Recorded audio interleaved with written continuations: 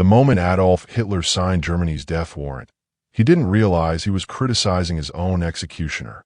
On January 7, 1942, deep within his East Prussian headquarters, the Führer rendered a sweeping judgment on the United States that proved fundamentally catastrophic for the Third Reich. He stated bluntly to his inner circle that the Americans had little prospect of survival as a coherent power. In Hitler's ideological estimation, it was a decayed country, plagued by internal friction, specifically citing pervasive racial problems and irreconcilable social inequalities. He argued that the public demeanor of American society revealed a nation that was half Judaized and the remaining portion negrified. How, he asked, could one reasonably expect a political entity so fundamentally divided to sustain itself under the stress of major conflict? Thousands of miles away, inside a modest shipyard office in Richmond, California, an industrialist named Henry J. Kaiser, then 57 years old, was absorbed in sketching designs on a piece of hotel stationery. Kaiser possessed no prior experience in constructing ocean-going vessels. His background lay exclusively in the erection of monumental infrastructure, dams, vast highways, and colossal bridges. Ships, he understood, presented a far more intricate challenge. The long-established naval construction firms asserted that a standard cargo carrier required an 8-month build cycle.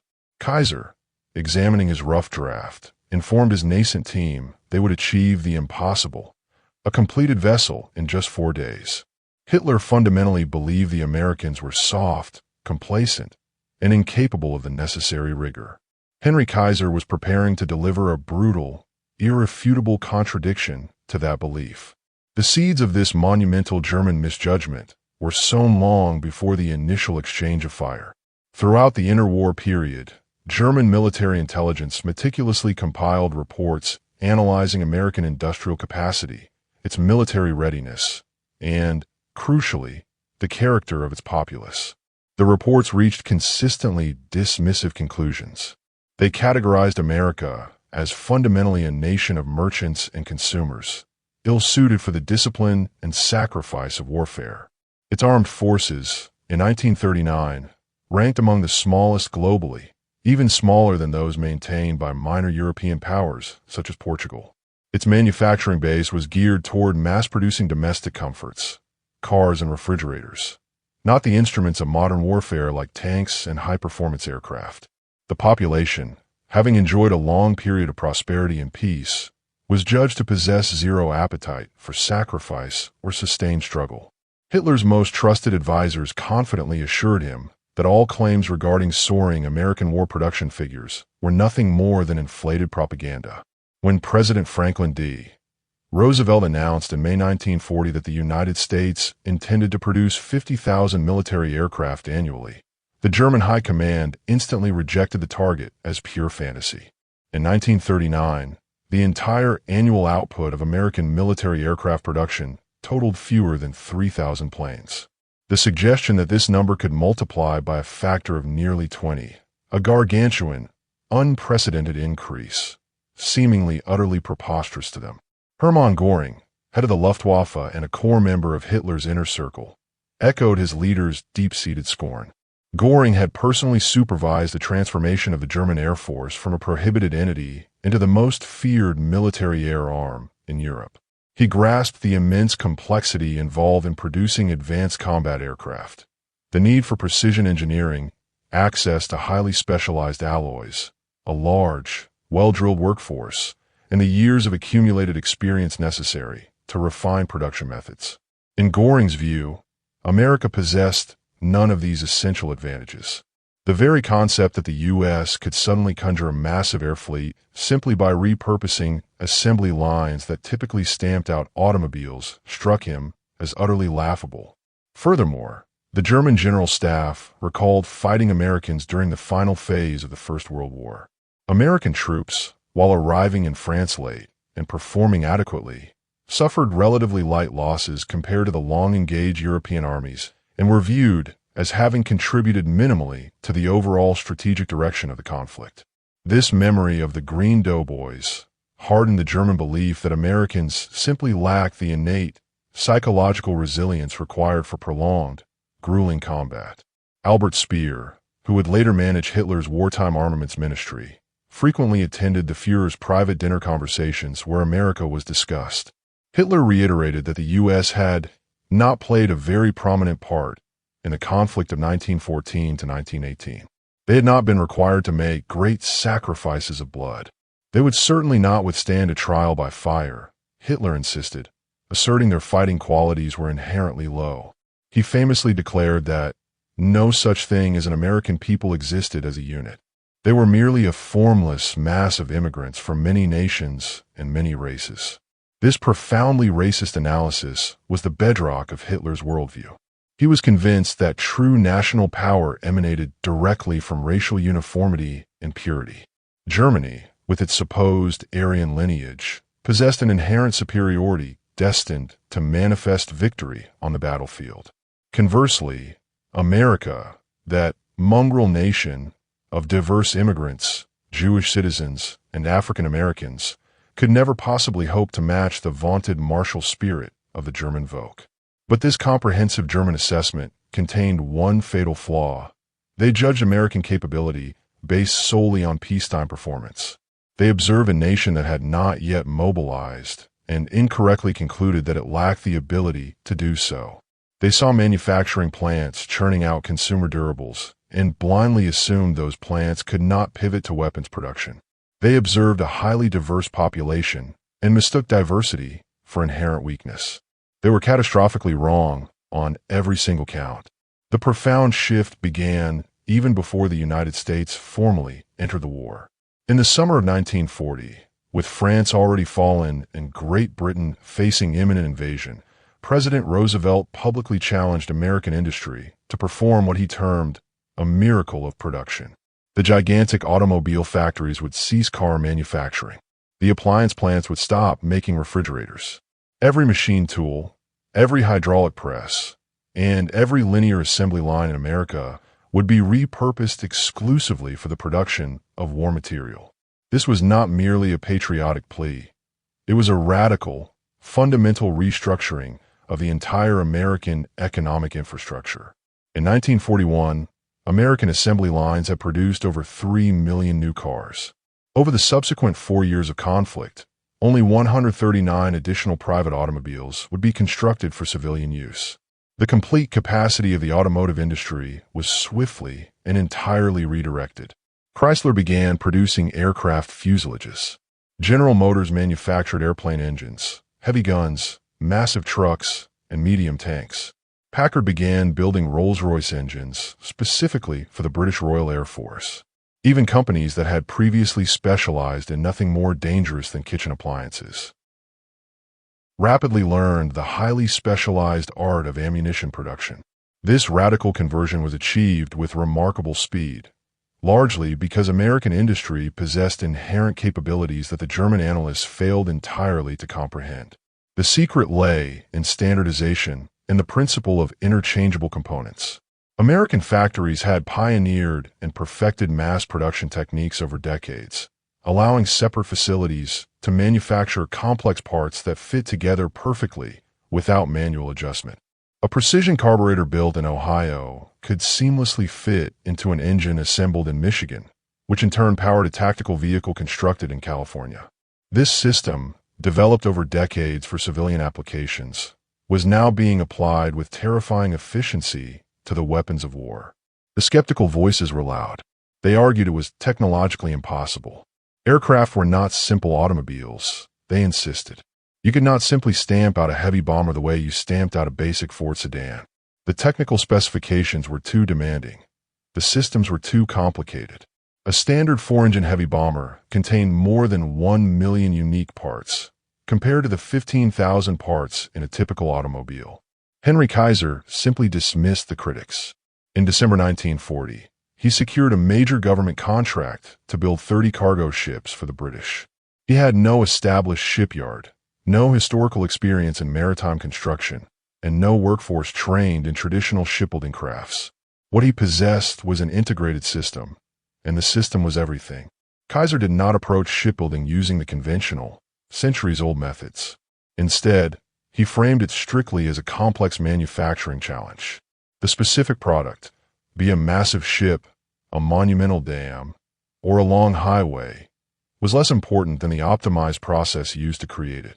Every manufacturing endeavor, he believed, could be analyzed meticulously, broken down into its basic components, ruthlessly optimized for speed, and then scaled exponentially. Traditional ship construction relied heavily on accumulating knowledge through extensive, multi-year apprenticeships. A skilled riveter might require many years to master his or her trade. Kaiser did not have years. He had mere months. Consequently, he engineered processes that required training measured in days. He systematically replaced skilled human labor with capital investment, utilizing specialized machinery to automate tasks previously performed manually. The established industry figures asserted that this unorthodox approach would inevitably fail. Ships, they warned, were far too complex. The unforgiving nature of the ocean would expose vessels built by amateurs. They predicted failure. Kaiser proved them spectacularly wrong. His ships were not only built vastly faster than traditional vessels, they were often constructed to a higher standard. The reported defect rate at Kaiser's yards was less than half that of conventional shipyards. The very systematic approach that dramatically accelerated production simultaneously resulted in measurable quality improvement. Kaiser applied the identical management principles that had seen the Hoover Dam completed ahead of schedule. He modularized the shipbuilding process.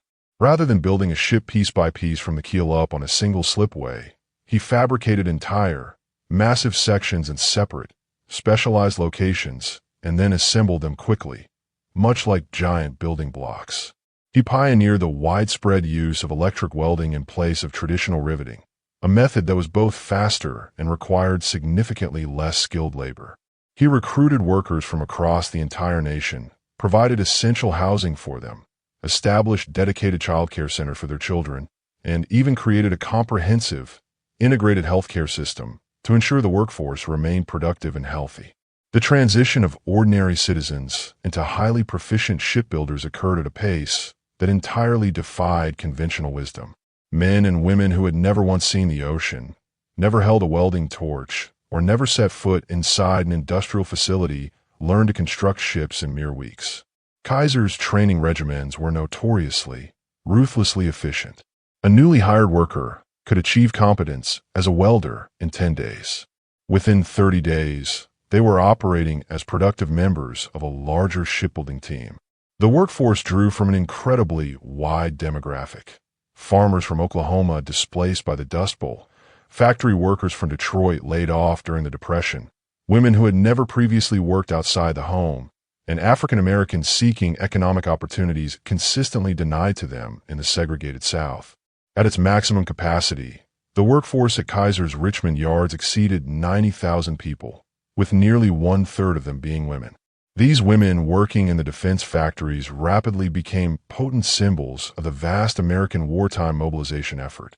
They operated pneumatic rivet guns, welded structural seams, and installed complex electrical wiring, performing work that had historically been exclusively defined as male before the war. The government actively publicized their contributions through massive poster campaigns and promotional films featuring powerful, determined women in industrial settings. These images, Rosie the Riveter and her counterparts, became iconic representations of a unified home front effort. Thousands of women across the country were involved in this work, laboring in shipyards and aircraft plants, proving beyond doubt that the available workforce could expand in ways German military planners had never remotely considered possible. The established, traditional shipbuilders watched in stunned disbelief. They had followed the same construction methods for decades and knew precisely what was achievable. Kaiser's methodologies violated every established principle of their craft. Ships, they believed, had to be riveted, not welded. Construction was required to occur on the slipway, not through scattered prefabrication shops. Workers were supposed to be trained over a span of years, not weeks. But Kaiser's radical methods were demonstrably successful. In 1941, the average time required to construct a Liberty ship, the standard, mass-produced cargo vessel of the war, was approximately 230 days. By 1942, Kaiser's yards had violently reduced that period to 45 days, then 30 days, then just 20 days. In November 1942, Kaiser's Richmond shipyard achieved its magnum opus. The Liberty ship SS Robert E. Peary was built in just 4 days and 15 hours. The entire duration, from the laying of the initial keel to the launching of the completed, seaworthy vessel, took less time than a German U-boat required to simply traverse the Atlantic Ocean. The Germans were now confronting a strategic crisis they had completely failed to anticipate. Admiral Karl Donitz, the commander-in-chief of Germany's U-boat fleet, had predicated his entire strategy on a single, vital calculation. His submarines must sink Allied merchant tonnage faster than the Allies could physically replace it. In the initial months of 1942, this strategy appeared to be working flawlessly. German U-boats operated along the American East Coast during what they grimly labeled the Second Happy Time, destroying hundreds of merchant vessels within plain sight of the shoreline. Oil tankers were set ablaze off the coast of Florida. Cargo vessels sank to the seabed within view of New Jersey beaches. Reinhard Hartigen, commander of U-123, was among the first captains to stalk American waters. In January 1942, he torpedoed vessels so close to the coast that he could clearly see the glow of city lights reflected off the rising smoke. The Americans, shockingly, had implemented neither blackout procedures nor organized convoys. They seemed, Hartigen noted, almost to be inviting attack. Hartigen sank 8 vessels on his first patrol, returning to Germany hailed as a national hero. Other U-boat commanders quickly followed suit. Throughout the first 6 months of 1942, German submarines destroyed almost 400 ships in U.S. coastal waters. The losses were nothing short of catastrophic. How could any nation absorb such rapid, devastating losses and continue to function? Oil desperately needed to fuel Allied tanks pooled tragically on Atlantic beaches. Food intended for British civilians rotted thousands of feet below the surface. Strategic raw materials essential for the war effort vanished beneath the relentless waves. Donitz was certain he was winning. His U-boats were inflicting damage at a rate that far exceeded even his most optimistic pre-war projections. If these unsustainable losses continued, Great Britain would be starved out, and the burgeoning American war effort would collapse before it could even achieve full mobilization. Yet, even as the U-boats registered continuous kills, the shipyards were dramatically accelerating their pace. In 1942, American shipyards launched 8 million tons of new shipping capacity. By 1943, that number had surged to 19 million tons. By the autumn of 1943, new construction finally exceeded losses for the first time. For every single vessel the U-boats managed to sink, the American yards replaced it with 2 more. Donitz tracked these escalating figures with profound, growing alarm. His submarines were achieving a sinking rate that would undoubtedly have guaranteed victory in the First World War. But this was an entirely different conflict, against an enemy whose industrial capacity fundamentally defied all comprehension. The arithmetic of attrition was merciless and inescapable. Donitz calculated that his U-boats required sinking 700,000 tons of shipping every month to effectively strangle Britain. In 1942, they came dangerously close to that target.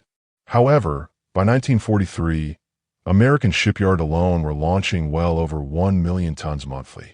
The necessary target kept relentlessly receding, always remaining just beyond reach. Worse still for Germany, the Americans were rapidly learning from their mistakes. The early coastal disasters had brutally exposed deep flaws in anti-submarine warfare doctrine. Convoys were quickly organized. Aircraft were deployed extensively to patrol vital shipping lanes.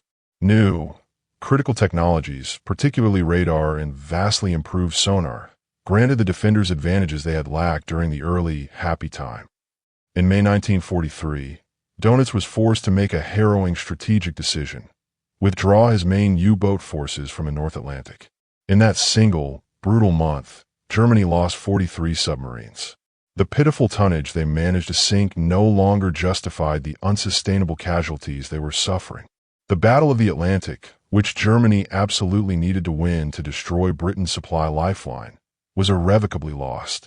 The surviving U-boat crews who staggered through the May disaster returned to occupied France in a state of profound psychological shock. They had sailed believing they were winning the war at sea. They returned understanding they had lost it. The seemingly endless convoys they had previously hunted now sailed with specialized escorts they could not penetrate. The Allied patrol aircraft, once a rarity, now seemed perpetually present. The technological superiority that German submarines had once enjoyed had completely vanished. What occurred at sea was tragically mirrored in the air.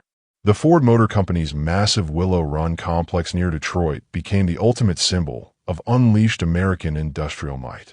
Designed by the renowned industrial architect Albert Kahn, the facility encompassed 3.5 million square feet, making it the single largest factory under one roof anywhere in the world.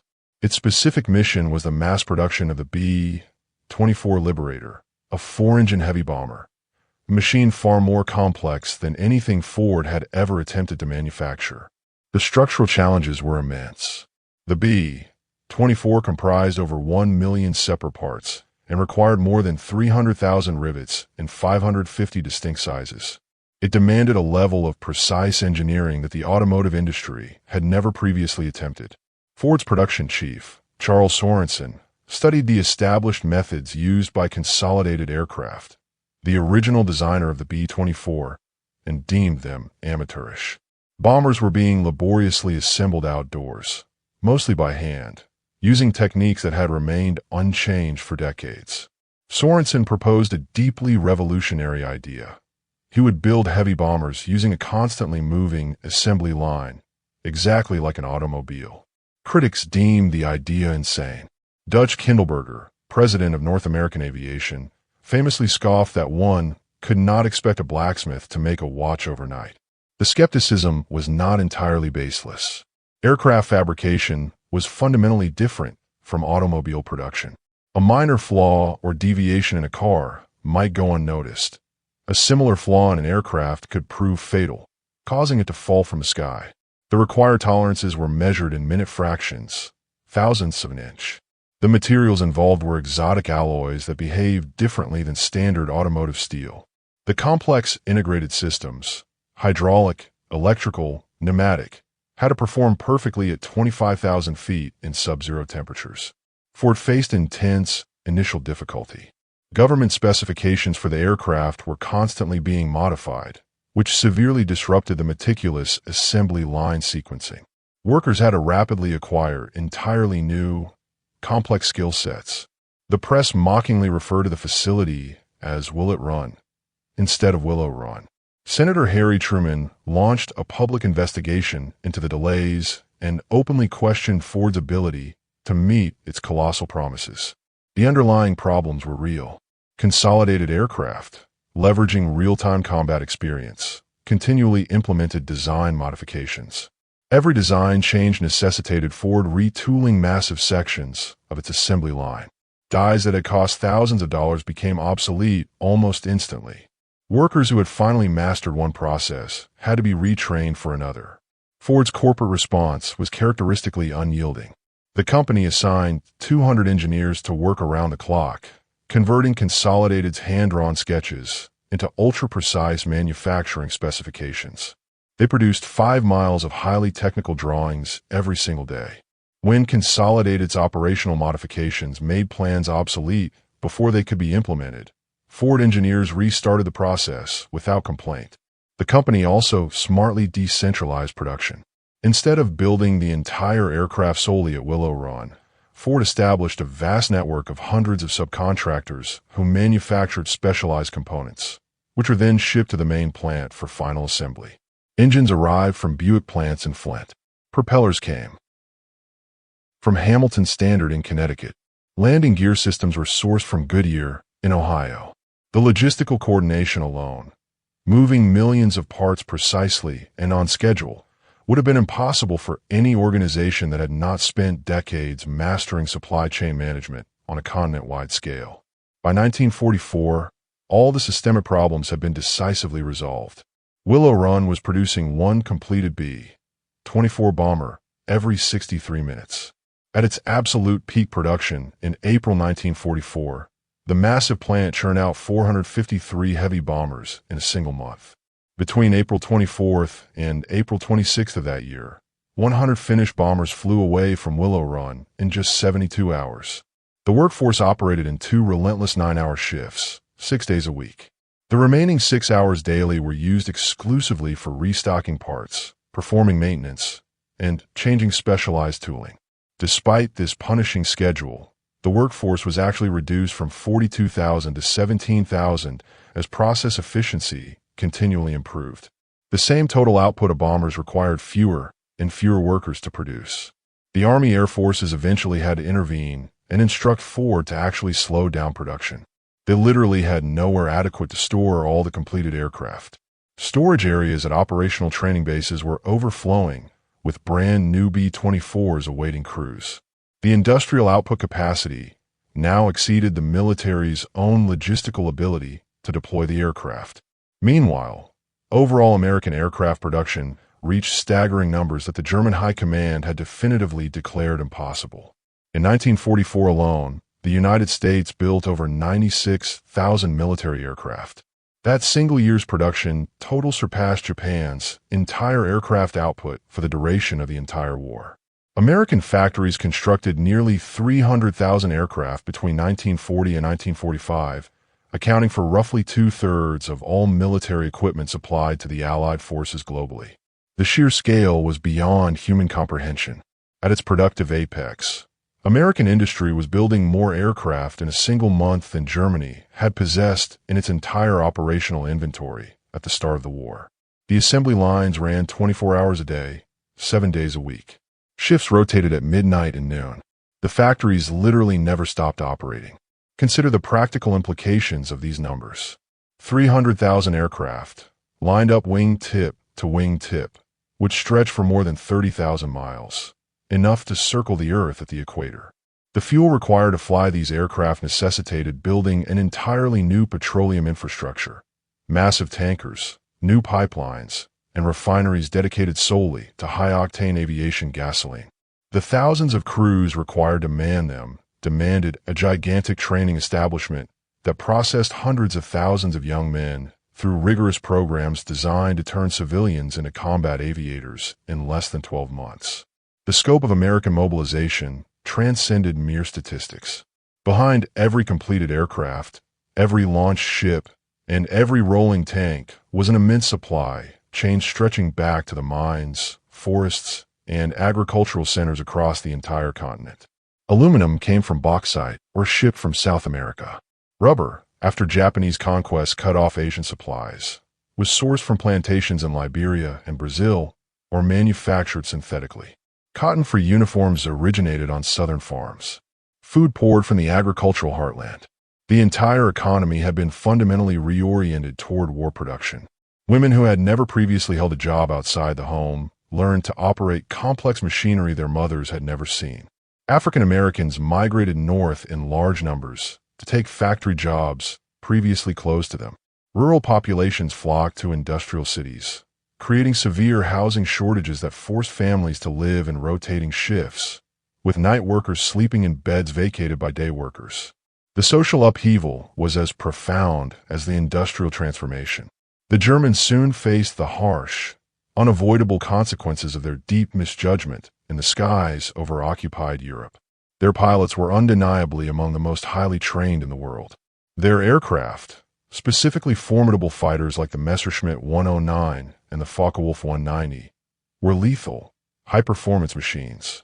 In individual dogfights, experienced German pilots often decisively outperformed their American counterparts. The initial American bomber crews were notoriously inexperienced or painfully green. Many pilots logged fewer than 300 total flight hours before commencing combat missions. Navigation errors frequently sent large bomber formations miles off course. Bombing accuracy was initially poor. Coordination with fighter escorts was imperfect. German pilots exploited these weaknesses ruthlessly. The Luftwaffe developed specialized tactics intended to break up the dense bomber formations and target isolated stragglers. Head-on attacks, closing at combined speeds exceeding 600 miles per hour, gave the bomber gunners only a few terrifying seconds to react. German fighters equipped with air-to-air rockets could fire accurately from beyond the effective range of the bomber's defensive machine guns. But how long can tactical superiority last when facing an enemy whose replacement capacity is limitless? Attrition, however, was relentless and impossible to overcome. For every single German aircraft shot down, the Americans could instantly produce 3 more. For every highly experienced German ace killed in action, the Americans could train 5 fresh replacements. The Luftwaffe slowly bled out, not from one single decisive aerial defeat, but from the crushing, cumulative weight of an enemy who could absorb staggering losses and simply keep advancing. The American training infrastructure was an industrial operation in itself. Flight schools processed thousands of cadets simultaneously. Instructors flew multiple demanding training sorties daily. Training aircraft were available in abundance because the same factories that built frontline combat planes also built trainers. The entire system was engineered for immense throughput, for converting raw civilian material into finished military product as efficiently as humanly possible. By mid-1944, the Luftwaffe was sustaining operational losses of 25% of its air crews and 40% of its total aircraft every month. These were rates of attrition no air force, regardless of quality, could survive indefinitely. The self-proclaimed thousand-year Reich did not possess 1,000 years' worth of highly skilled pilots to sacrifice to the relentless machine of American production.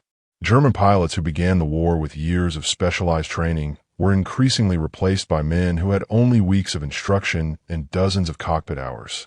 The average experience level of Luftwaffe fighter pilots plummeted throughout 1944. By the war's conclusion, some German pilots were flying their first combat mission with less than 100 total hours of flight time. Meanwhile, the Americans continually improved. The initial bomber crews had been inexperienced, yes, but the survivors of the brutal 1943 raids quickly became the hardened instructors who trained the next wave of 1944 crews. Tactics evolved rapidly, and equipment was continually upgraded. The P-51 Mustang fighter, with its vast range and exceptional performance, finally granted the bomber formations the comprehensive, long-distance protection they desperately needed. The German misjudgment extended beyond manufacturing figures right down to the fundamental fighting quality of the American ground soldier. In February 1943, American ground forces met the main German army in direct, sustained combat for the first time at Kasserine Pass in Tunisia. The immediate result appeared to validate every single German prejudice. Field Marshal Erwin Rommel's veteran Africa Corps tore through the disorganized, inexperienced American positions. Units broke ranks and fled. Vital equipment was abandoned wholesale. Command and control structures collapsed entirely. American casualties exceeded 6,000 men. Some German officers, who had previously dismissed Americans as inherently soft, now possessed direct, bloody battlefield evidence to support their contemptuous claims. The Americans at Kasserine were green in ways that only the shock of real combat could reveal. Many enlisted soldiers had never actually fired their weapons in anger. Officers, trained for years under comfortable peacetime conditions, found themselves paralyzed under concentrated enemy fire. Radio communication systems failed instantly. Coordination between infantry and armor broke down completely. Units that were supposed to be mutually supporting fought in isolated pockets. Lieutenant Colonel John Waters, General George Patton's son-in-law, was among those captured during the debacle. He had personally led an armored counterattack against entrenched German positions at Sidi Bouzid. The attack drove straight into a classic ambush, encountering German panzers and concealed anti-tank guns. American tanks instantly burst into flame. Infantry scattered wildly. Waters was wounded and captured, spending the remainder of the conflict in a German prison camp. Stories like his proliferated across the battlefield. American artillery was improperly positioned. American infantry dug their foxholes in tactically unsound locations. American armor advanced blindly, without crucial reconnaissance. The Germans, who had been engaged in desert fighting for 2 years, exploited every mistake with devastating, professional precision. Rommel himself initially scorned the green American troops. They appeared undisciplined and poorly led compared to the highly professional British forces he had been fighting previously. The crushing defeat at Kasserine strongly reinforced the German belief that their innate, superior fighting quality could easily offset any supposed American material superiority. Reports from the battle were filtered back to Berlin. German intelligence officers compiled assessments that confirmed everything Hitler had always believed. The Americans were fundamentally soft. Their equipment might be abundant, but their fighting men were weak. The glorious German martial spirit, they concluded, would inevitably triumph over mere American industrial power. But Rommel, a truly excellent general, was too insightful to allow initial impressions to solidify into permanent assumptions. He watched what immediately followed Kasserine, and what he observed began to seriously trouble him. The Americans recovered with startling rapidity. Within mere weeks of the humiliating disaster, they aggressively reorganized their forces, summarily relieved incompetent commanders, and implemented the brutal lessons they had learned. General George Patton took personal command of the utterly demoralized Second Corps and transformed it through sheer, unyielding force of will. Tactics improved dramatically. Coordination between infantry, armor, and artillery was instantly tightened. Close air support became significantly more effective. Patton was, quite literally, a force of nature. He descended upon the Second Corps like a sudden thunderstorm, demanding absolute discipline, ruthlessly punishing sloppiness, and driving his men to meet standards they had never encountered before. Soldiers who had slouched through the Kasserine debacle now found themselves meticulously polishing brass, standing ramrod straight at attention, and training harder than they had ever trained in their lives. Crucially, Patton did more than simply impose discipline.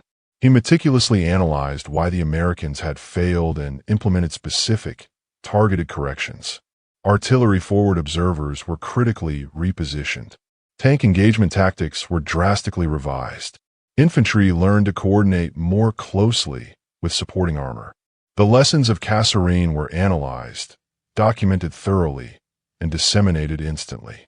The American military possessed an institutional commitment to learning from failure, a concept the inherently rigid German system failed completely to recognize.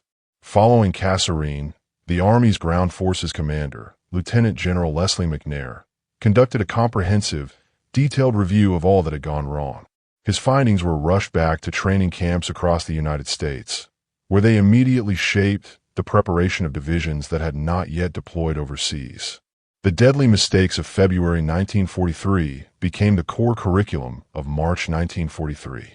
Rommel later recorded his definitive observations. "The tactical conduct of the enemy's defense had been first class," he wrote.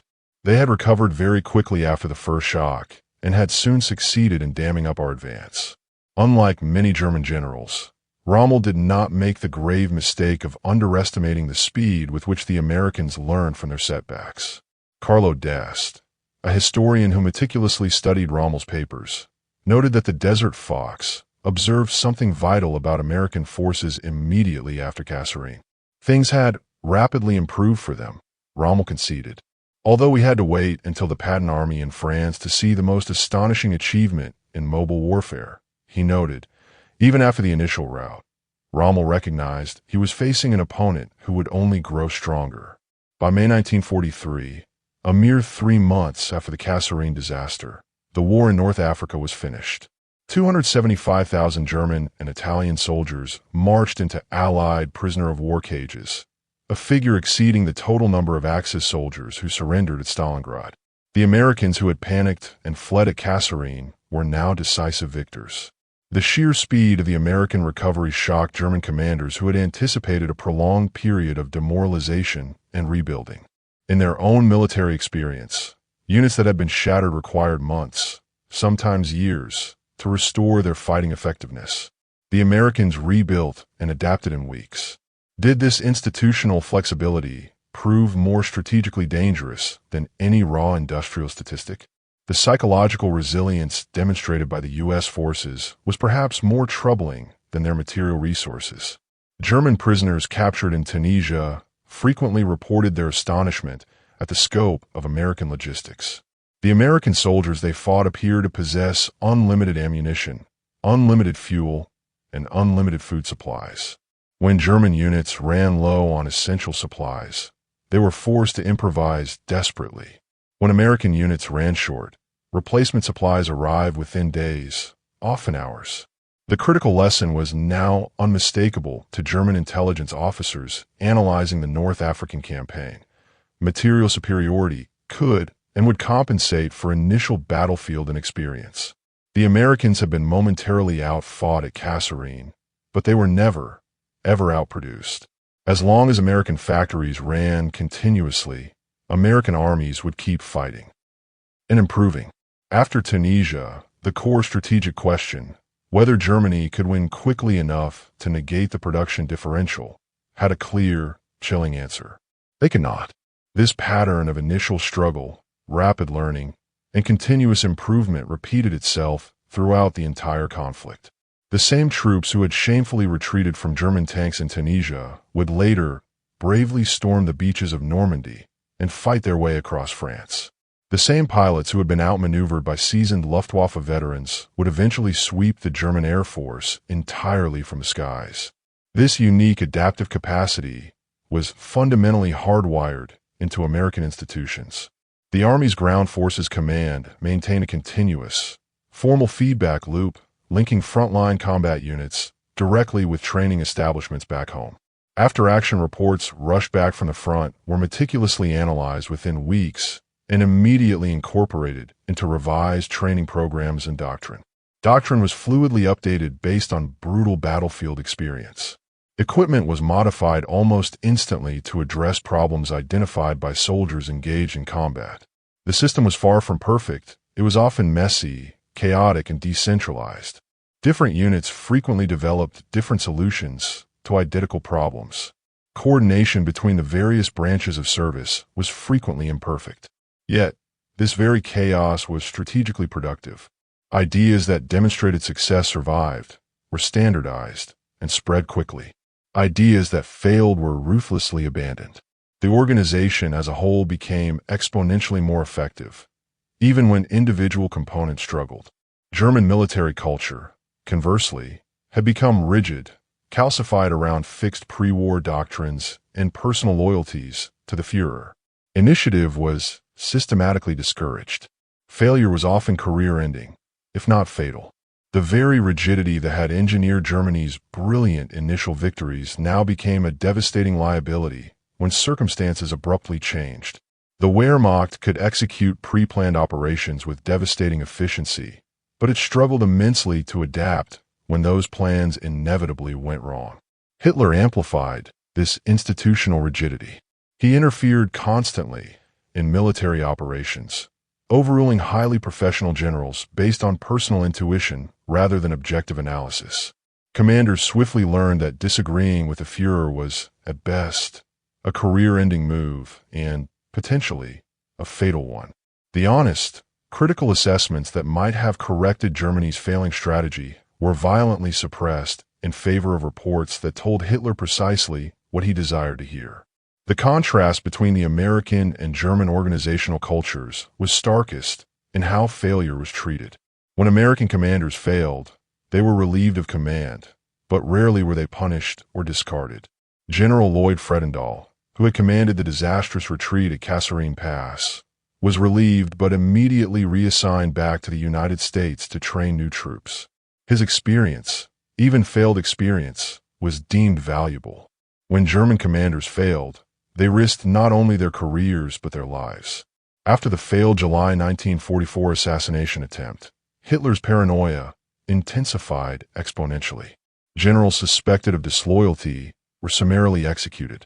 Even achieving success was no guarantee of safety if it involved contradicting Hitler's standing orders. This environment created a culture of conformity at the worst possible strategic moment. German officers who recognized the sheer impossibility of their strategic situation often remained completely silent, knowing that speaking honestly was simply too perilous. The information reaching Hitler was filtered through layers of sycophants who told him what he desperately wanted to hear, rather than the painful truth he needed to know. The German generals who had confidently dismissed American fighting quality at Kasserine never fully revised their assessments. They attributed all subsequent American success solely to material abundance, steadfastly refusing to acknowledge the institutional learning that made that abundance strategically effective. They continued to cling to the belief that German martial spirit could overcome American industry, even as American armies systematically pushed them back across France, across the Rhine River, and deep into the heart of Germany itself. When D-Day arrived in June 1944, German commanders stationed in France were genuinely shocked by the colossal scale of the Allied invasion force. Over 156,000 Allied troops landed on the first day, supported by nearly 7,000 naval vessels and 11,000 aircraft. The sheer logistics required to move this force across the English Channel and maintain supplies on hostile shores represented an organizational triumph that German planners had previously considered technically impossible. The American contribution to the invasion was overwhelming. The assault equipment, the specialized landing craft, the transport aircraft, the tens of thousands of tanks and trucks that moved inland from the beaches, came overwhelmingly from American factories. The ships that relentlessly bombarded German positions were built in American yards. The aircraft that totally dominated the skies were mass-produced on American assembly lines. German defenders fought with characteristic determination and tenacity. In certain sectors, they inflicted heavy casualties on the attackers, but they were simply overwhelmed by the relentless, sheer volume of men and material the Allies brought to bear. When an American infantry company encountered a strongly defended position, they immediately requested artillery support. The response was not a few exploratory rounds, but hundreds, sometimes thousands, of high-explosive shells falling in concentrated barges that utterly pulverized defensive positions. When the infantry advanced, heavy tanks supported them closely. When the tanks were stopped by anti-tank defenses, overwhelming close air support was called in immediately. The Americans had learned to flawlessly integrate combined arms in ways that exponentially multiplied their combat power. Is there any defense against an enemy who can replace every expenditure instantly? German soldiers captured from the Eastern Front noted that the American style of warfare was fundamentally different from Soviet tactics. The Soviets, they noted, threw men at problems. The Americans threw machines. The ultimate outcome was similar: relentless, overwhelming force applied continuously. But the human cost of the Americans was considerably lower. This was a deliberate choice. American military doctrine explicitly prioritized massive firepower over precious manpower. Why risk the life of a soldier when you could expend 1,000 rounds of ammunition instead? The Americans threw machines, not men, at every problem. Hitler's foundational misjudgment had horrific consequences that rippled through every level of German strategy. Because he was utterly convinced America would not intervene effectively, he recklessly declared war on the United States just 4 days after Pearl Harbor, actively inviting a conflict with an enemy he desperately needed to avoid. Because he believed American industry was incapable of fulfilling Roosevelt's promises, he allowed the catastrophic U-boat campaign to continue long after it had ceased to be strategically viable. Because he believed American soldiers were inherently soft and cowardly, he failed to adequately reinforce the vital Western Front until it was terminally late. The German declaration of war on America in December 1941 remains one of the most inexplicable strategic blunders of the entire 20th century. Germany was under absolutely no obligation to declare war under the terms of the Tripartite Pact with Japan. That agreement mandated mutual defense only if one partner was attacked, not if one partner attacked others. Hitler could have theoretically maintained neutrality toward the U.S. while Japan battled in the Pacific. His advisors, including Foreign Minister Joachim von Ribbentrop, pointed out that a declaration of war would merely add another powerful enemy without any corresponding strategic benefit. But Hitler dismissed the concern outright. He believed war with America was inevitable eventually, and that Germany might as well seize the initiative and strike first. More importantly, he maintained his profound belief that America simply did not matter. A nation of racial mongrels, divided by class warfare and corrupted by Jewish influence, could not possibly affect the ultimate outcome of a European war. This profound contempt defined German strategy throughout the conflict. Resources that might have critically strengthened the U-boat fleet were diverted elsewhere because the American industrial threat was never truly taken seriously. Reinforcements that might have bolstered fragile North African defenses were rushed to the Eastern Front because the Mediterranean was viewed as a secondary theater. Preparations for an inevitable Allied invasion were woefully inadequate because the ultimate scale of projected American power was never fully understood. The men who had confidently dismissed American production figures as fantasy watched in horror as those very figures became undeniable reality. The generals who had scorned American fighting quality found themselves desperately retreating before highly disciplined American armies. The strategists who had calculated that Germany could surely win a war of attrition quickly discovered that attrition heavily favored the side with exponentially more resources to sacrifice. By 1944, Germany was desperately fighting on three immense fronts with military resources barely adequate for one. The Eastern Front continually consumed the majority of Germany's military strength. The Mediterranean theater drained crucial divisions that might have defended France. And the unrelenting bombing campaign, conducted largely by American aircraft, systematically devastated German industry and cities. The 8th Air Force, flying from bases established in England, sent enormous formations of B-17 Flying Fortress and B-24 Liberator bombers over Germany in daylight raids, an operation that would have been completely impossible without the industrial capacity of the United States. Early raids suffered horrific losses. German fighters and highly effective anti-aircraft guns extracted a terrible toll. In October 1943, the 8th Air Force lost 60 heavy bombers and their entire crews in a single raid targeting Schweinfurt's critical ball-bearing factories. The losses were proportionally far worse than anything the German Air Force had ever suffered. American commanders openly debated whether continuous daylight bombing could continue. But American factories replaced the lost aircraft within mere weeks. Replacement crews, fresh out of training programs that had expanded rapidly to meet the demand, arrived constantly. By the spring of 1944, the 8th Air Force was significantly stronger than it had been before the trauma of Schweinfurt. Critically, it now possessed the long-range escort fighters, the P-51 Mustang, that could protect the bomber formations all the way to Berlin and back. The Luftwaffe faced an impossible, losing equation.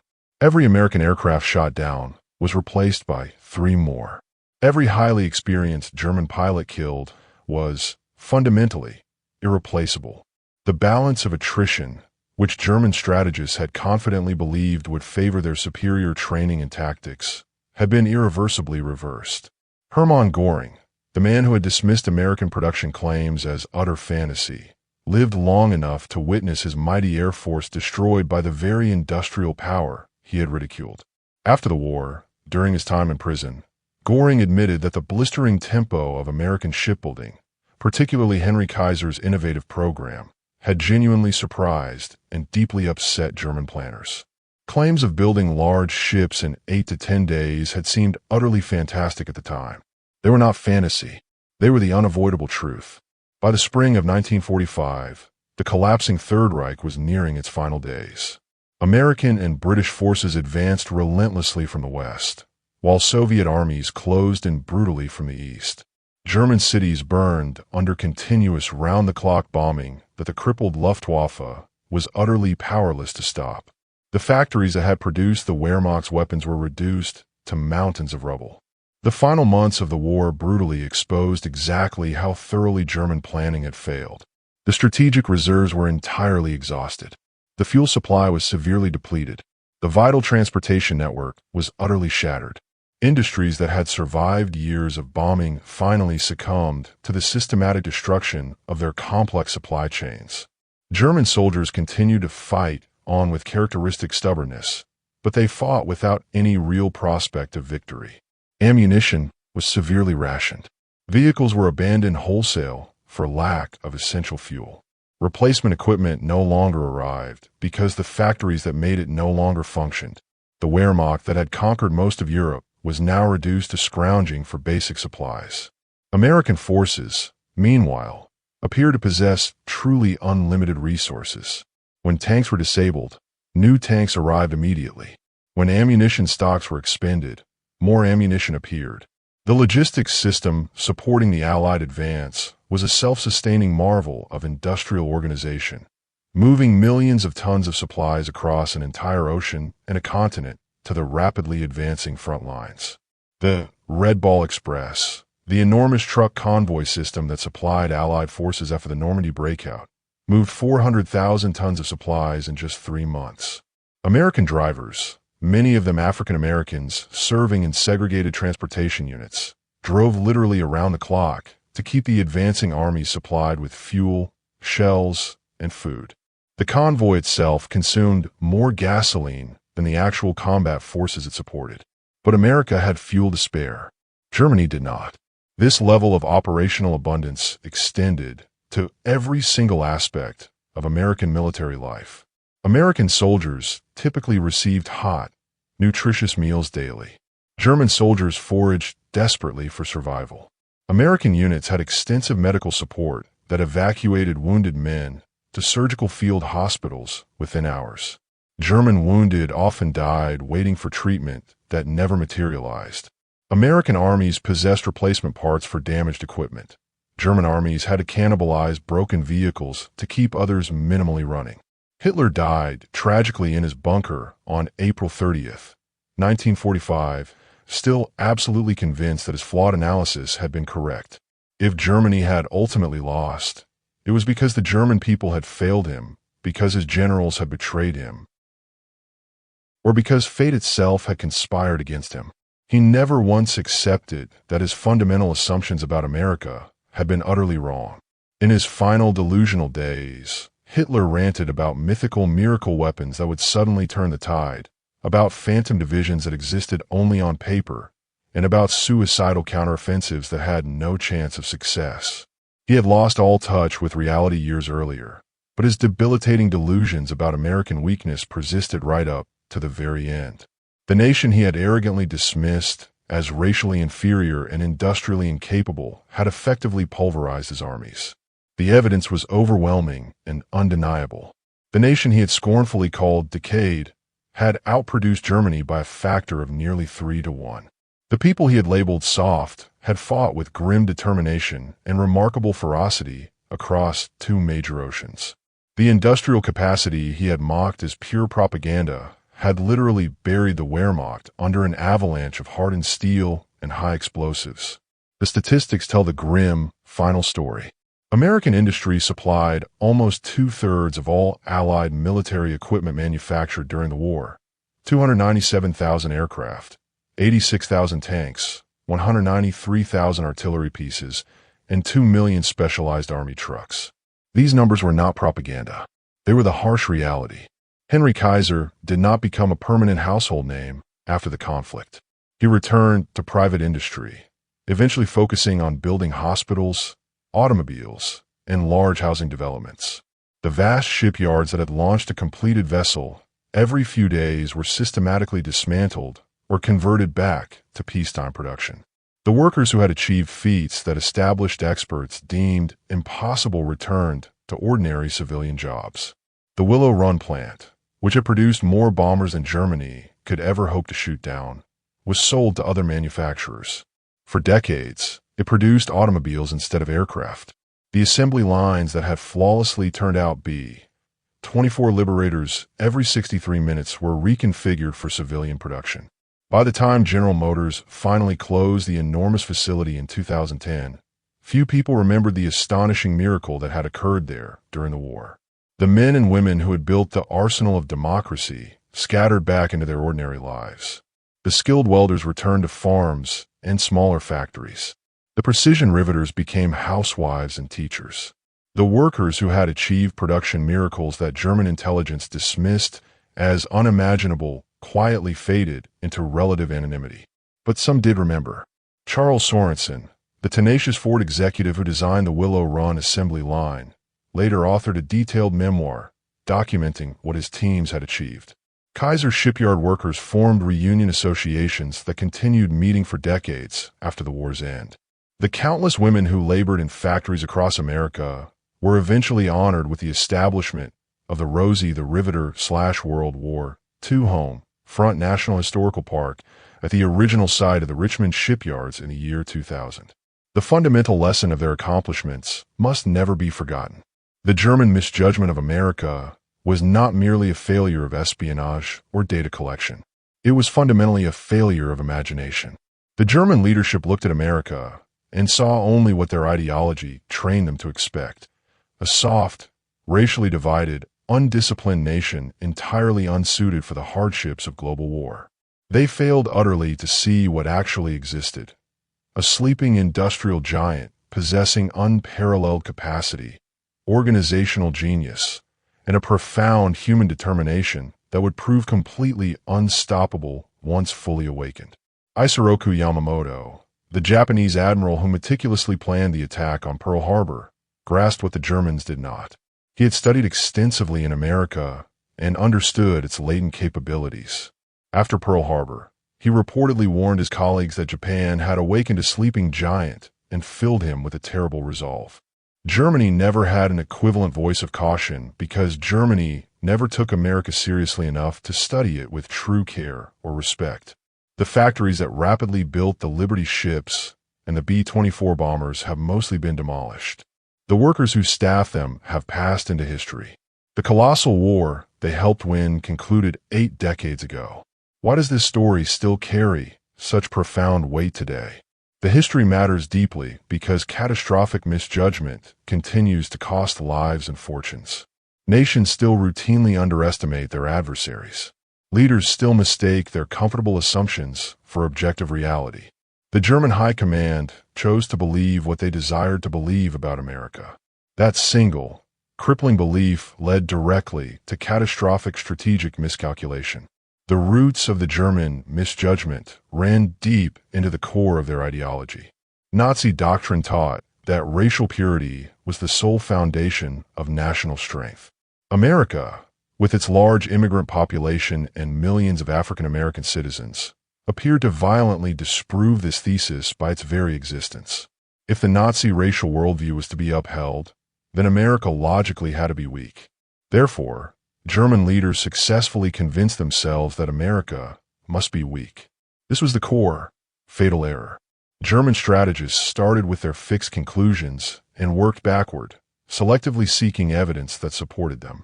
They noted America's unpreparedness in 1939 and concluded that Americans were incapable of preparing.